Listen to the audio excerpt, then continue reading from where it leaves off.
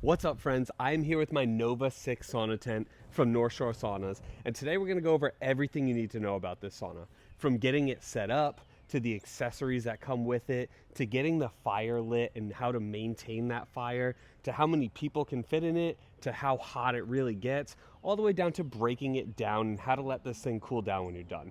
Now, we have a lot to cover, so let's get right into it. Getting this tent popped up is super easy. There's no tools needed. All you'll do once you have it laid out and set up is you'll go ahead and crawl inside and just pop up that first middle tab. Once that's popped up, you can work your way all around the sides, and this thing will get up in no time.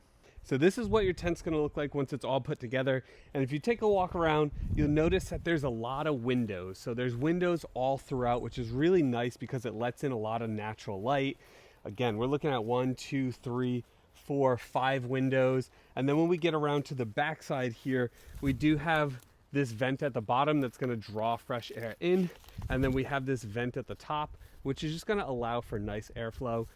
The last thing you'll notice is this ring up top here. That's right where your stovepipe is going to go through. So this is what the exterior looks like, and this is what it's going to look like once it's all set up. So we got the tent up. Next thing we're going to do is we're going to get this heater in place. So what you want to try and do, this hole here is going to be for your chimney. You want to get this hole as closely lined up to this hole as you can, so when you install your chimney, it can come straight up and go right out the top there.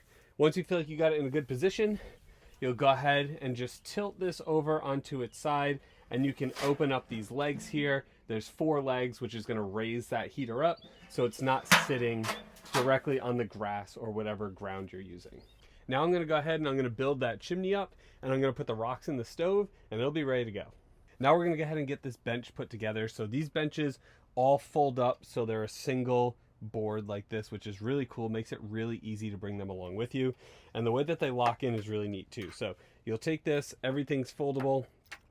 You'll go ahead and put the pin right through. And then once you have your pin through, all you have to do is take this metal piece here, clip it over the top, and now that's locked in. So that pin can't come out, this leg cannot fold down, and that's how you're gonna repeat and do everything on this whole bench. So from here, all I'll have to do is slide this bench right in, and then I'll put the pins through everywhere there's a pin. There's 4 pins on the lower, there's a few pins on the top, and the end result is a nice, fully put together elevated bench. All right, so we have our tent up, we have our benches put together, we have our rocks in the heater, chimney attached, everything is ready to go, and now it's time to start our fire.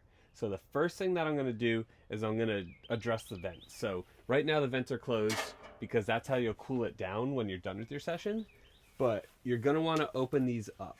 So inside of here, there's a metal piece. Right now it matches my hand and it's open. If I were to turn it, it'd be closed like that, but whenever we're starting a fire, we want it in that open position so that it can fully vent up that pipe. So we got our vents open. Next thing we're gonna do is we're gonna load up some wood. So I like to use a few of these small kindling pieces. 3 or 4 of these is good. I put these right inside, and then I'll go ahead and just use 1 to 2 logs initially. You don't wanna put too much wood to where there's just too much wood and the fire's not going to light. So you want to start with something small, and as you get that fire lit, you can really start to add more wood as that fire picks up and that heat picks up with it.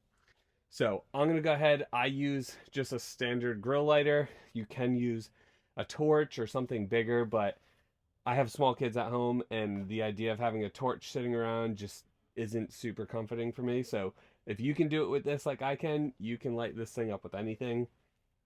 Just a little bit more work, but it really doesn't change that much. So I'm going to go ahead, we're going to get this lit up. The thing to think about too is the ambient temperature, so that outside temperature is going to make a difference. So if it's 10 degrees outside, it's going to take a little bit longer to heat up than if it's 60 degrees outside. And today it's 60 degrees outside, so I should be able to get this heated up in somewhere around that 30-minute or so range. But even on the cold days, I haven't had any problems getting this up over 200 degrees. This stove is super solid. It works really well. So I'm really impressed with this overall of just how hot this can actually get. But just note that your heat up time will vary based on that outside temperature. This is what it's going to look like when that fire originally starts out. A little smoky, but really not allowing any of the smoke into the sauna here. Again, this is only 4 to 5 fire sticks. These 2 pieces of wood will get nice and lit up, and it's going to be really hot in here really soon. So we just hit the 20-minute mark. Let's go ahead and get a temp test.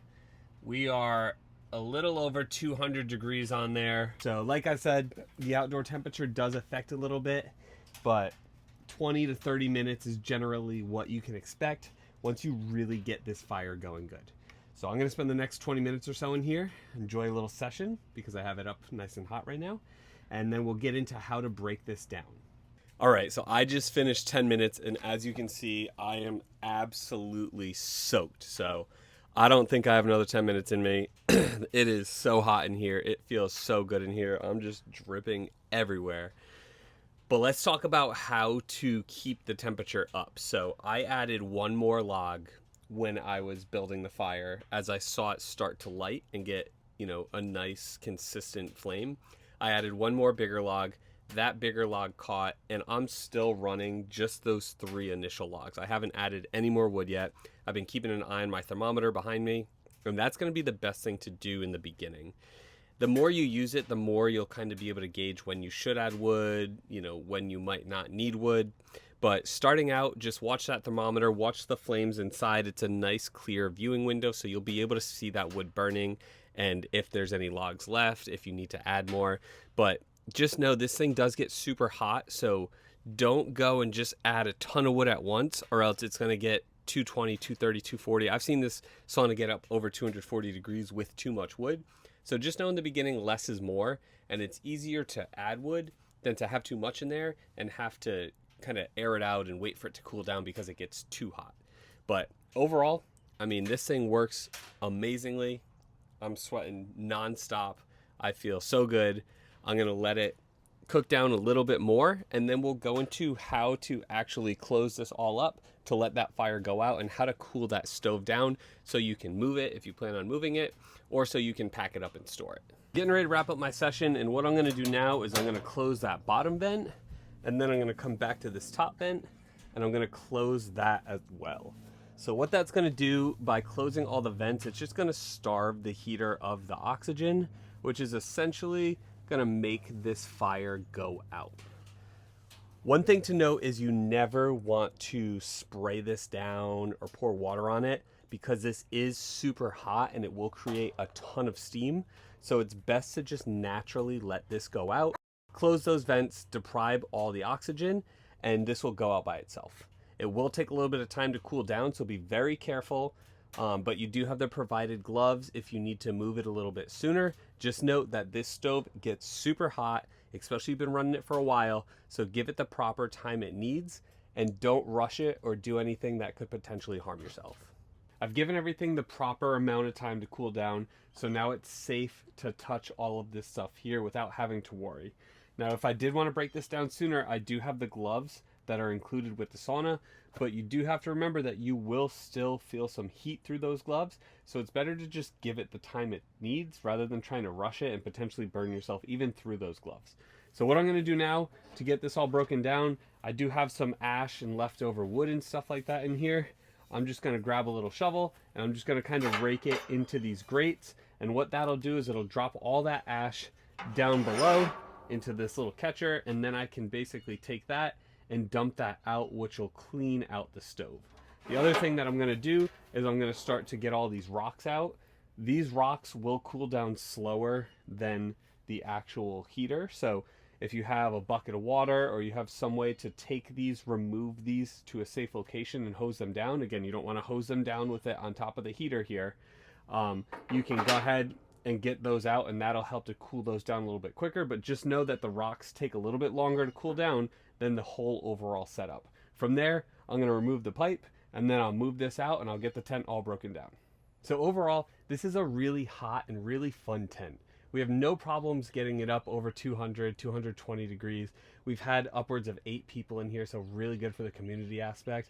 And it's a really reliable tent. It stays dry, it's durably built. Honestly, I have no complaints at all. So check one out for yourself.